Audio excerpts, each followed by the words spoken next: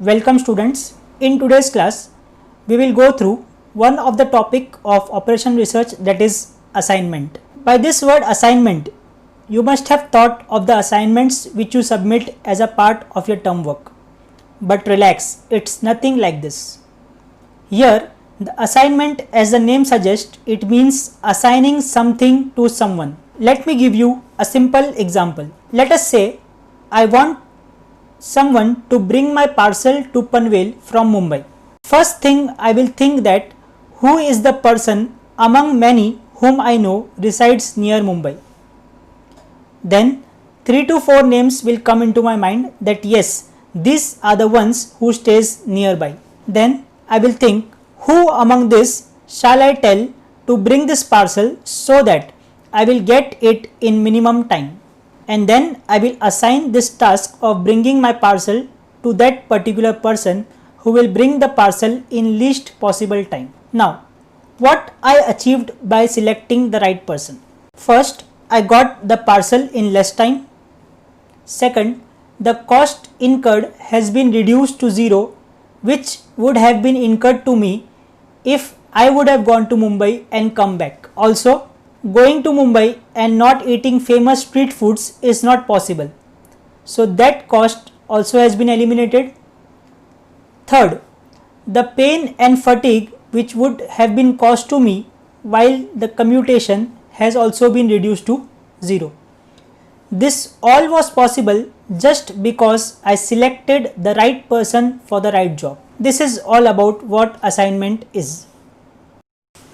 So I can say, in simple terms, assignment is assigning a specific person to a specific task, or we can also say select the best person for the job such that our cost will be minimized or our profit is maximized.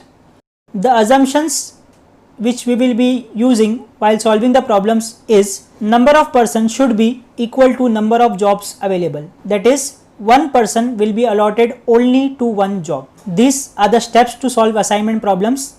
So let us start with the first problem, which says 4 persons A, B, C, D are to be assigned 4 jobs 1, 2, 3 and 4. The cost matrix is given as under. Find the proper assignment. Before proceeding to the solution, let me first explain you what this table means. So as you can see, there are 4 jobs 1, 2, 3 and 4, and there are 4 men available A, B, C and D. The numbers in the matrix indicate the cost incurred if we assign the particular job to a particular person. For example, if job 1 is being assigned to person A, the cost incurred will be 8 rupees or 8 units. Similarly, if third job is assigned to fourth person or D person, the cost incurred will be 9 and so on. Now our task is to assign a job to a particular person such that the cost incurred is minimum. Before proceeding to the assignment technique, let me give you 30 to 40 seconds to think what can be probable assignment as per your basic knowledge. Then we will be using assignment technique and see how closer you were to the answer or how much loss you made for not selecting the right person for the right job.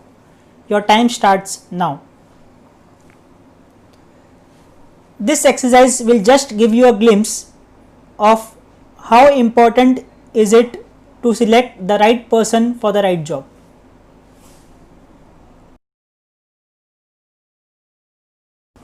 So you have in front of you the cost matrix, that is the cost incurred while assigning a particular job to a particular person.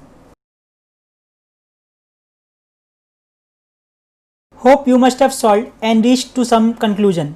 So at the end of this problem, you will see how much loss you incurred for not selecting the right person for the right job. Let us start with the problem. The first step in problem of assignment is to check whether the number of persons are equal to number of jobs or not. So here we have 4 jobs and we have 4 men, hence this condition is satisfied. As this condition is satisfied, we can move towards step 2. Step 2 is select the smallest number from each row and subtract it from all the other members in the same row. So from the table we can see that in first row the minimum number is 8, in second row the minimum number is 3, in third row minimum number is 9, while in fourth row the minimum number is 6. Now what we have to do is subtract 8 from all the elements in the first row. Subtract 3 from all elements in the second row and likewise. By doing this, we will get one more matrix as shown. Step 3. Now, as we did for row wise operation, step 3 is to select the smallest number from each column and subtract it from the other numbers in the same column. So, from the matrix we have, in first column the minimum number is 0, in second column the minimum number is 2, third column again minimum number is 2, and in fourth column minimum number is 0. So we need to subtract this 0 from all elements of the first column, that means it will remain same. Subtract 2 from all elements of the second column, subtract 2 from all elements of third column, and subtract 0 from all elements of fourth column. By doing this, we will get one more matrix in which all the rows or columns will contain at least one 0. So after performing row and column operations, next step is to draw the minimum number. Please, I am stressing on this word minimum number.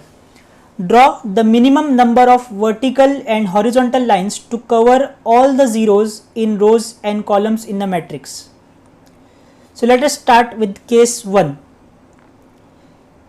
Here you can see I am drawing a vertical line covering all the zeros in column 1, second line covering all the zeros in column 2, third vertical line covering all the zeros in column 3, and fourth vertical line covering all the zeros in column 4.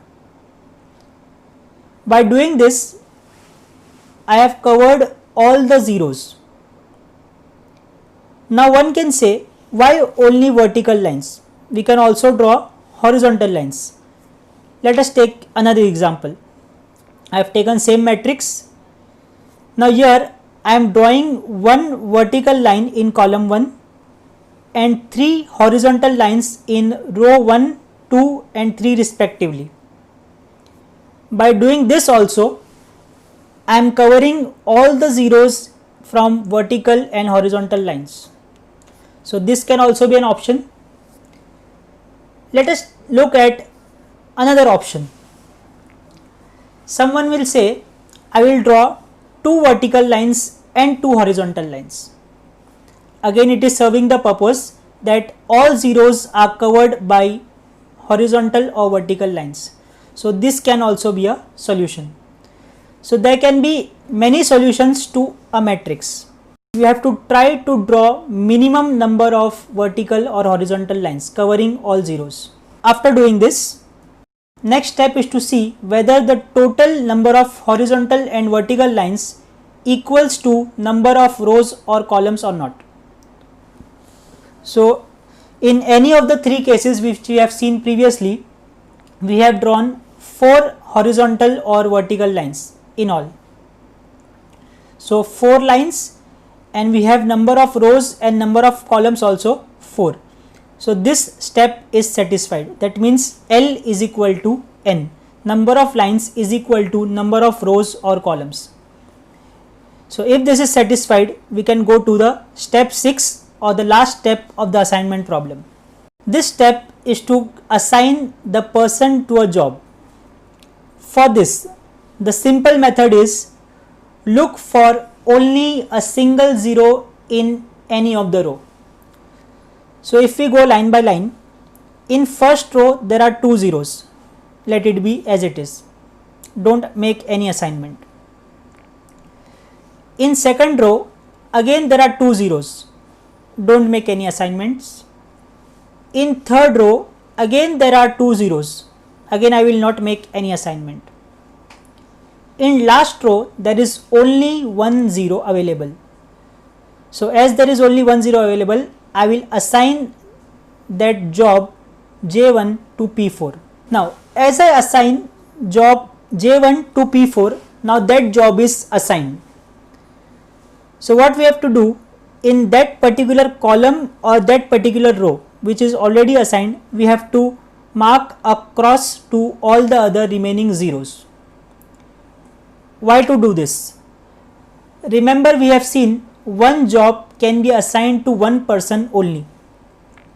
So here we have assigned the job J1 to P4. Now J1 can't be assigned to anyone, hence there will be cross mark on all zeros in J1. We will follow the same steps. Again going to line 1.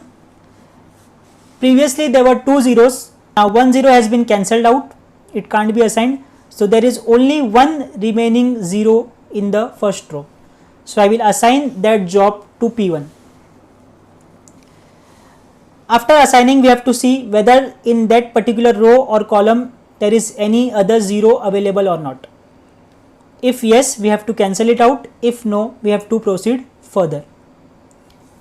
Now in line or row number 2, first 0 has been already eliminated. Now there is only one 0 remaining. So I will assign job 3 to P2 just by marking a rectangle on that 0. As soon as I assign job 3 to P2, now this job 3 can't be assigned to any other person. That means I have to cross all the zeros in that particular row and column. So I will cross out the 0 just beneath it. Now coming to the third row, P3. Now as that 0 in the J3 column has already been cancelled out, the only 0 remains is in the J4 column. So I will assign job J4 to P3. This completes my assignment part. So my assignments are: P1 is assigned to J2, P2 assigned to J3, P3 assigned to J4 and P4 assigned to J1. This completes the assignment part. Now if you want to see how much cost we have incurred while assigning these jobs to the person, so what we have to do is, from the main table, from the question or the cost matrix, we have to see what are the costs associated. So if I am assigning person P1 to job J2, the cost incurred will be 10 as per the cost matrix. Similarly, person 2 for job 3 will give me a cost of 5. Person 3 with job 4 will incur me a cost of 9 rupees, and person 4 assigned to job 1 will incur me a cost of 6. So in all, the total cost incurred for assigning this job to particular persons will be 10 plus 5 plus 9 plus 6, that is 30 units. So with this we have completed the solution of the assignment problem. So I am very much sure that whatever you have thought in that 30 seconds time which I have given to you, the cost incurred would have been definitely greater than this minimum or optimized cost.